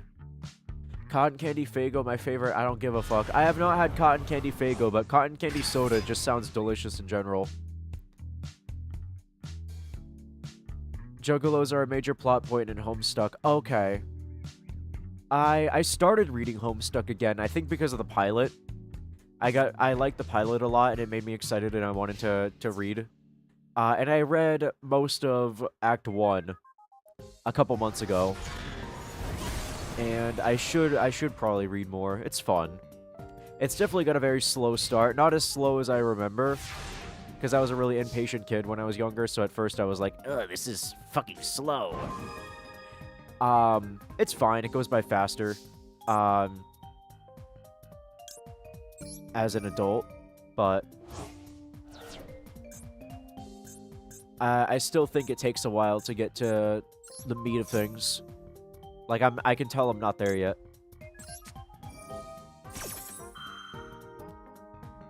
Jugga Lugga Locus? Yeah. I grew up with old FNAF comic dubs. That is nuts. That is prime FNAF. I did grow up in the Five Nights at Freddy's era.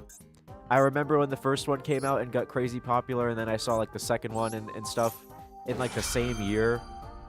And I think even back then, I was like, yo, do you think that we have enough fucking FNAF games?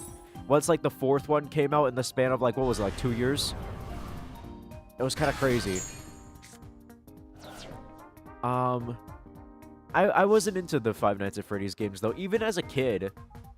I wasn't into Five Nights at Freddy's. And it wasn't just me trying to be different, too. Because sometimes kids will do that. Well, they'll be like, oh, I don't like this because it's popular. I want to be different. Because I had stuff like that, too. But I just didn't like that you were stationary for all of Five Nights at Freddy's. And I didn't like the jump scares because they scared me. And I was like, I don't want to be jump scared.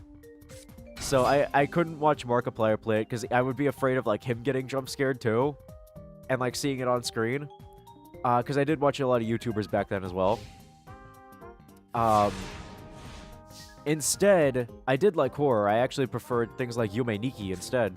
Because I found out about Yume Nikki from... Oh, what the fuck introduced me to that? I definitely saw it. It was some YouTuber. I can't remember, like, the very first introduction I ever had to Yume Nikki. It was probably, like, seeing a random Uboa clip. Like, online. But, like, the earliest I can remember... I don't need to tribute this guy. The earliest I remember seeing Yume Nikki is after I had already known of its existence and known that it was a game and known this and that about it. But there is this old kind of emo YouTuber guy. He had a very emo aesthetic. He played a lot of, like, weird out there horror games that, like, not a lot of people covered. And I thought he was, like, super cool, and I don't know his account. I don't think he uploads, like, reviews anymore. He pivoted to do ambient music instead, like, later on. But then I haven't caught up with him, so I don't know if he's still uploading. But, he had a video that was about Yume Nikki, and I was like, yo, this is fucking awesome. This game is so fucking cool. And I listened to, like, the music in Yume Nikki and, like, the ambient music. And I listened to his ambient music, too, because I got really into ambient music because of Yume Nikki for a while when I was in, like, middle school. And then I saw, like, Nitro Rad's video on Yume Nikki. And I would look up, like, a lot of videos on Yume Nikki.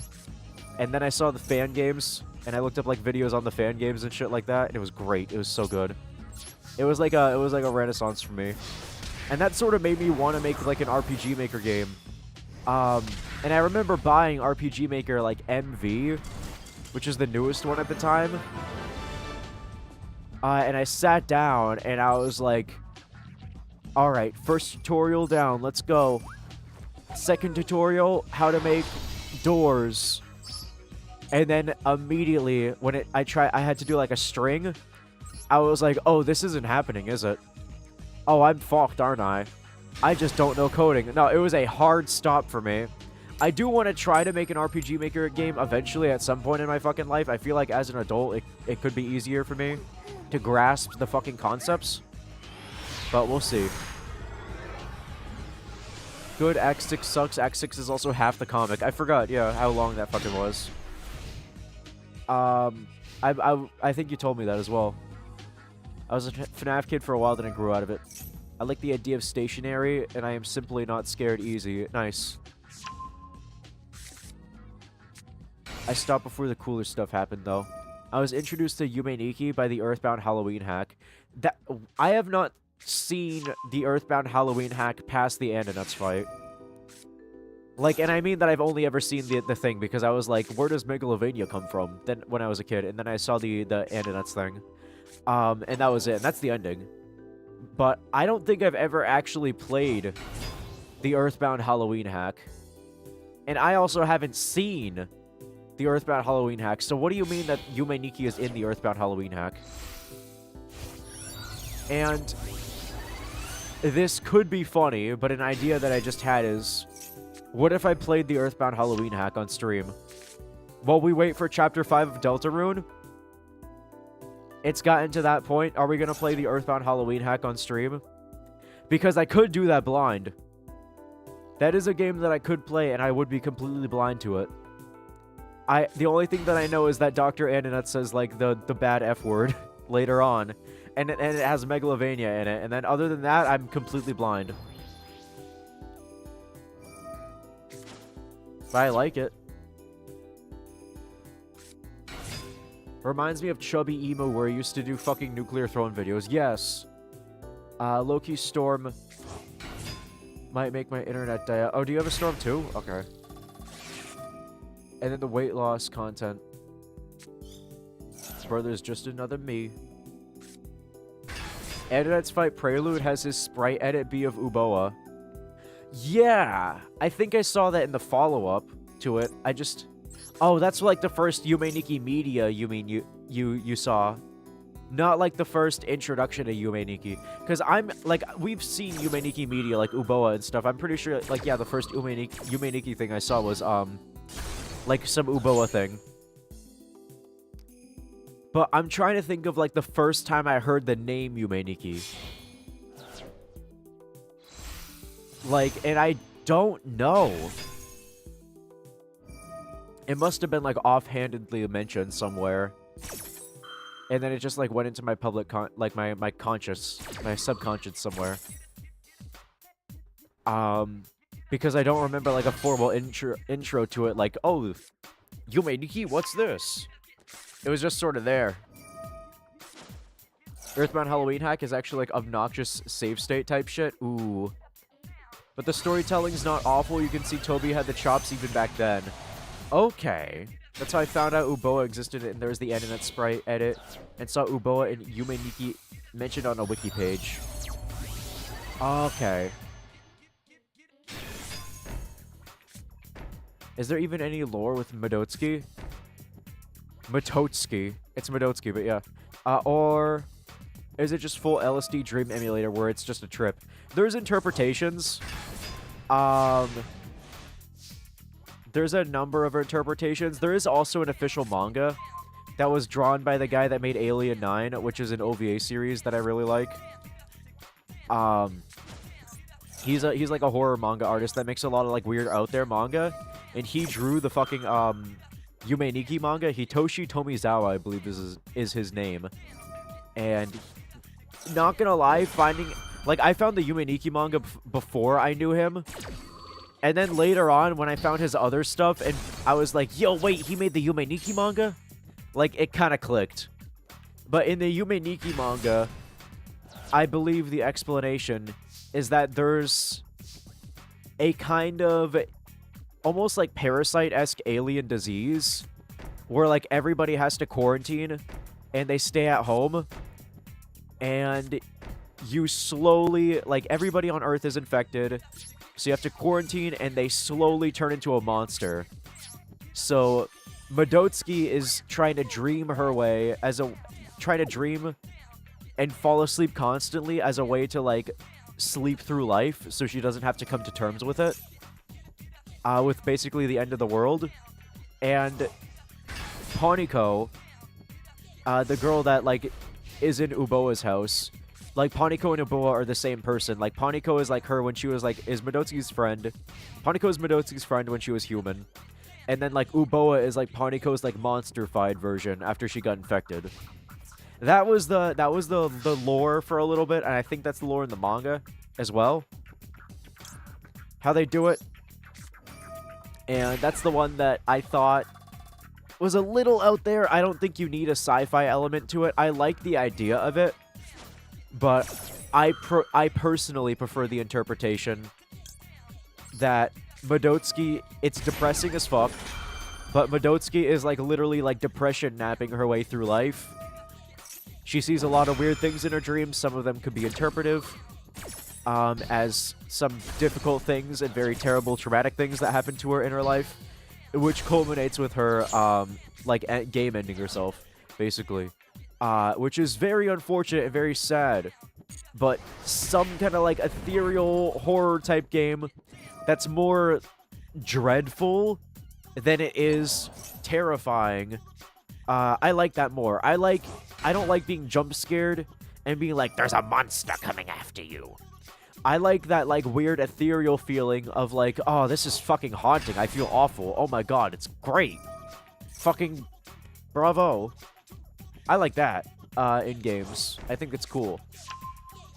And that's the kind of feeling that I want to evoke with my own horror that I write with the Mollusk Department, which I do have several entries up on Eldra's website right now that I have to upload onto my own Royal Road. I'll probably see if I can get those done later today or tonight. But I've been writing a lot, and it's really, really fun and cool. And I just like the strange, ethereal, otherworldly feeling. I really want to capture an otherworldly feeling in the horror that I write. Which the horror that I write is very different from Witch Power. I have two sort of genres that I like to write, which is horror with the Mollusk Department, and I want that, like, ethereal, weird feeling. And then with Witch Power, I want it to be, like, almost... It's heavy at points, but it's also darkly comedic. Like, those of you that have read Witch Power know that the subject matter is very depressing. But, the actual tone of the series is pretty funny. And there's a lot of humor in it. And I think that it's really fun that way. And it's actually, like, genuinely compelling story, in my opinion, even if it's edgy as shit. It's just not pleasant to play. That's fair. It's one of those, like, maybe watch a playthrough, maybe? I don't know. I'll still keep it fresh in my mind because I kind of want to experience it. At least the beginning on stream. I could at least give it a shot. How long is it? If you could Game Genie that shit to give Varric 1,000,000 HP, it might be an idea or something. I don't know. Possibly. Possibly. I'll have to see how long it is, too. If it's like if it's like more than... I'd say, if it's more than 10 hours long, I'd probably pass. It's not very long, but it's kind of grindy if I recall correctly. I'll probably hack it then, if I can. I'm not very smart when it comes to ROM hacking, but I do know how to, like, set an emulator up and stuff, so I'll see what I can do. I think that's gonna do it.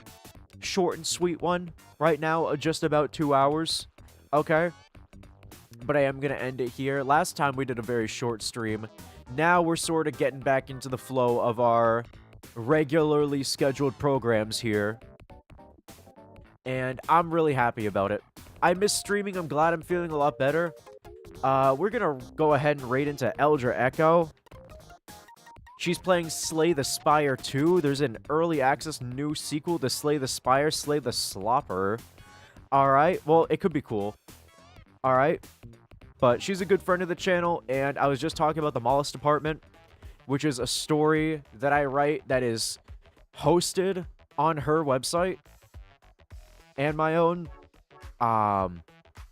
So we're gonna go over to her. Give her a big Ivory welcome, okay? And give her a big Yoog welcome. I know Earthbound ROM hacks are, like, fucked and evil to do. Fair. Like, Halloween hack is technical wizardry.